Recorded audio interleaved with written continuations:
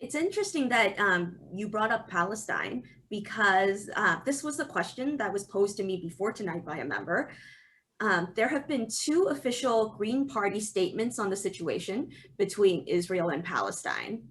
And many individual Greens feel that this was not a strong enough stance. Even MP Jenica Atwin has made her own stronger statement independent of the party. What are your thoughts on both the situation and the Green Party's position?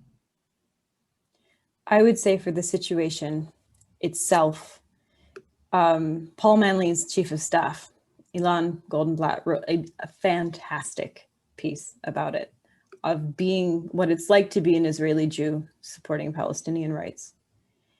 And I thought that was wonderful because of, again, it comes down to nuance and conflict, which is what this is being painted as, but I don't think it actually is. This is an oppressive regime and an oppressed people. And this is not to say that the haphazard violence that is being, sent out by Hamas is acceptable either at all. But that this is a very uneven situation. And what is important is that compassion for every single person. There is no push here, and there should be no push for one person before another, and there should be no conversation of taking something away from somebody in any case. And that is what the settlements are. So they must be stopped and people given rights. And it is absolutely, without a doubt, an apartheid state because you have different sets of rights and a complete lack of rights on the side of Palestinians. And at the same time, of course, everybody deserves justice. And what happens, I think, in the national and international narrative is this trap that we fall into over and over again, which is to say that the people of a country are the same as their government, which is not true. The government of Israel, Benjamin Netanyahu, an extremely right-wing government that pushes for violence because it serves them. And that is not in the best interest of Israelis either.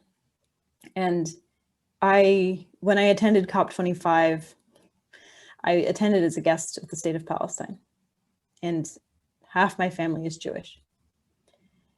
And I've heard so many people basically use this on one side or another to hate, to either be anti-Semitic, to push forward anti-Jewish hatred or sentiment, or to use this for Islamophobia, an anti-Arab sentiment, to use any sort of straw man argument to vilify anyone.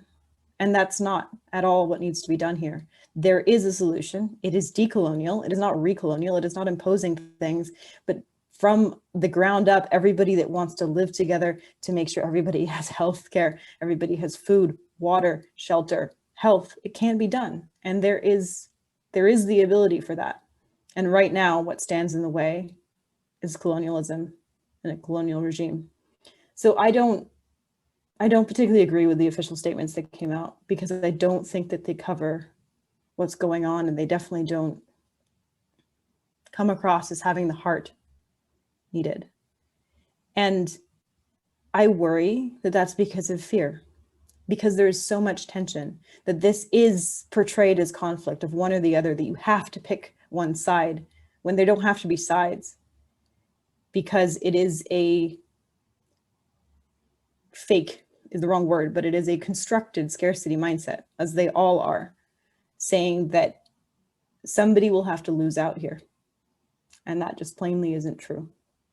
So I would like to see, the courage for us to be able to truly care for one another without saying we have to take something away from anyone.